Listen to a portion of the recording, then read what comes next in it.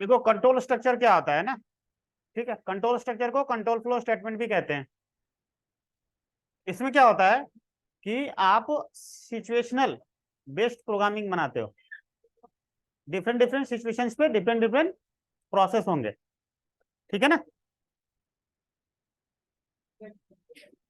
Generally कहते हैं इसको कि कंट्रोल करेगा, ऐसा एक स्ट्रक्चर होगा, पैटर्न होगा जो आपके है ना प्रोग्राम के फ्लो को रिस्ट्रिक्ट करेगा, ठीक है, सिचुएशन पे डिपेंडेंट करवाएगा, क्राइटेरिया बेस्ड बनाएगा, कंडीशन बेस्ड बनाएगा, ठीक है।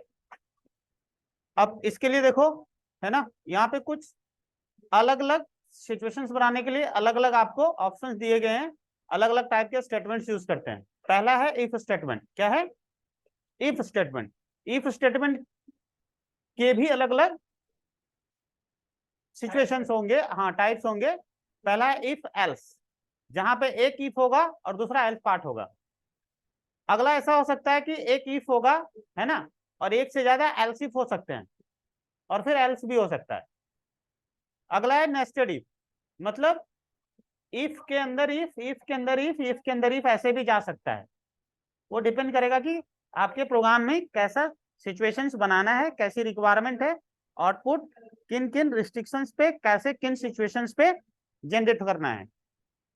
अगला आएगा स्विच केस, ठीक है। अब ये क्या होता है देखेंगे जब पढ़ेंगे तब। वैसे इटरेशन यानी लूप, ठीक है। लूप का मतलब होता है रिपीटेशन। जब किसी स्टेटमेंट को कंटिन्यूसली बार बार करवाना हो, रिपीट करवाना हो, तो आप लूप यूज करोगे। अब लूप में भी अलग अलग कैटेगरी के लूप हैं।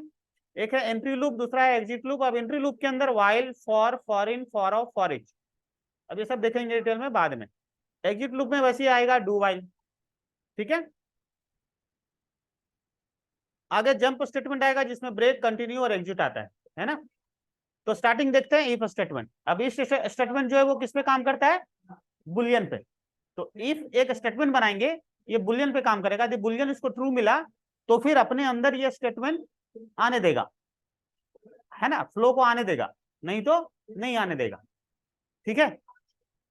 सिंटेक्स क्या होगा? जैसे इफ और यहाँ बुलियन लेंगे, ठीक है ना, इफ बुलियन, है ना, ठीक है। तो जब इसको ट्रू मिलेगा तो कंट्रोल को अंदर आने देगा, यानी फ्लो को अंदर आने देगा, नहीं तो नहीं आने देगा, ठीक है। जैसे अपन ने यहाँ पे लिखा,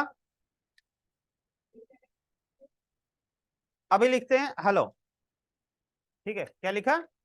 हेलो।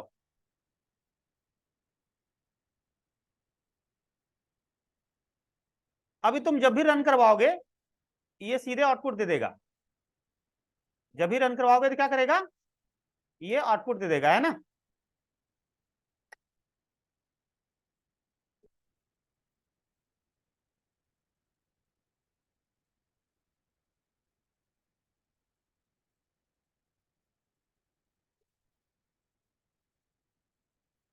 हेलो आ गया।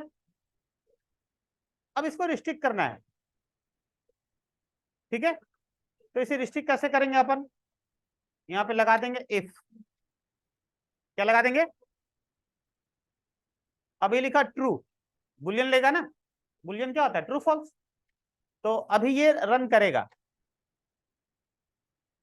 और यदि यहां लगा दिया फॉल्स,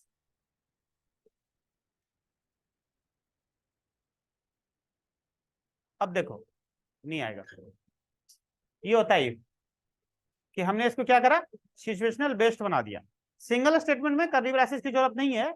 जो भी यहाँ पे स्टेटमेंट लिखोगे इफ या फॉर, है ना, वो जो लूप होते हैं या फिर हमारा ये इफ वगैरह होता है, ये एक लाइन जस्ट आगे वाला अपने अंदर वो रीड कर लेता है, ले लेता है।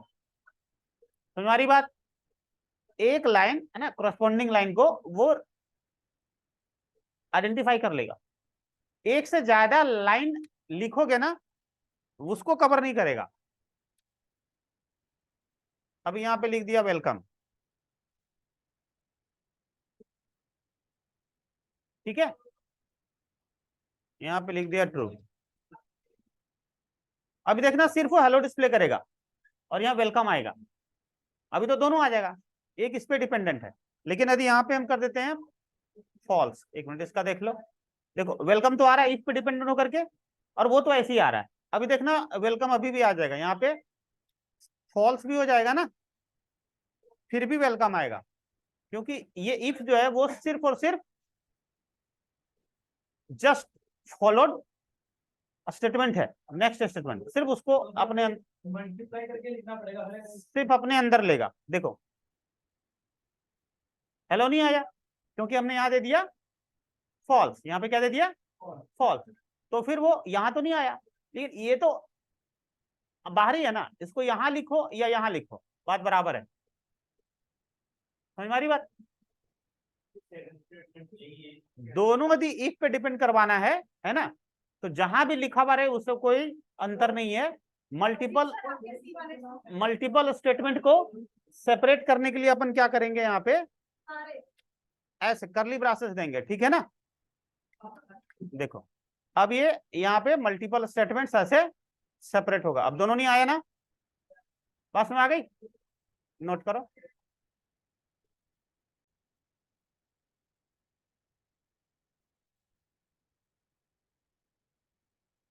अब यहां पे ये फॉल्स ऐसे भी आ सकता है ना, यदि हमने दो वेरिएबल लिया ए और बी,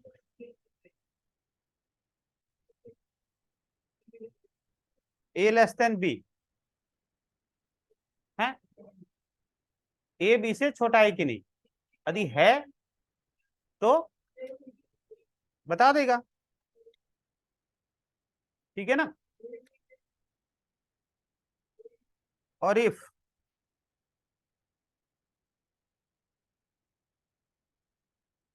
बी लेस देन ए,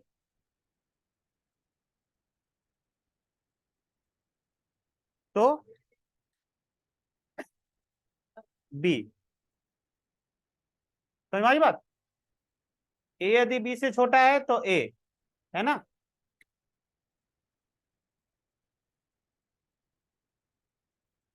और यदि बी ए से छोटा है तो बी। समझ में आ गई बात, यदि यहां ट्रू मिला तो यहां अंदर आ जाएगा, और यहाँ फॉल्स मिला तो यहाँ नहीं जाएगा, फिर आगे बढ़ेगा कंट्रोल, देखा यदि यहाँ ट्रू मिला तो यहाँ आ जाएगा, नहीं तो वहां भी नहीं जाएगा। जैसे अभी दोनों इक्वल कर दिया तो ना तो यहाँ जाएगा ना यहाँ जाएगा, दोनों यदि इक्वल डाल दोगे तो ना तो यहाँ जाएगा ना तो यहाँ जाएगा।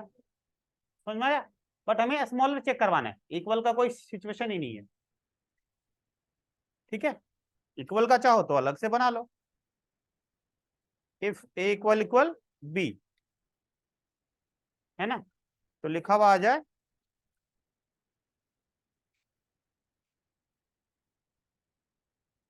इक्वल,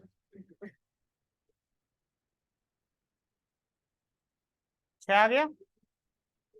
समझ में आया, लिखो।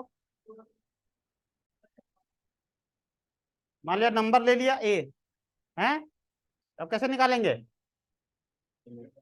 हाँ रिमाइंडर बाई 2 इक्वल इक्वल 0, तो क्या हो जाएगा, इवन आ जाएगा।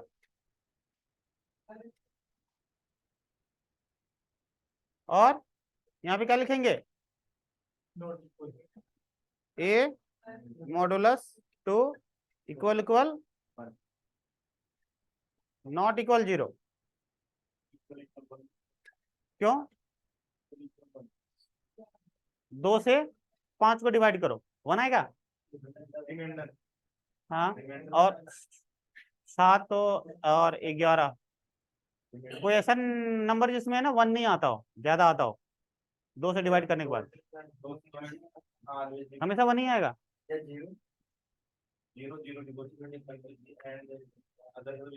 क्यों ऐसे लिखो, नॉट इक्वल टू 0, क्या प्रॉब्लम है ना, ये हटा दो, एक ही बात हुआ ना, 0 आ रहा है तो इवन, नहीं आ रहा है 0 तो ऑड, ठीक है, मतलब 0 आ रहा है मतलब फुली डिवाइड हो रहा है, 0 नहीं आ रहा है मतलब फुली डिवाइड नहीं हो रहा है, बस यही तो बात है, ठीक है ना।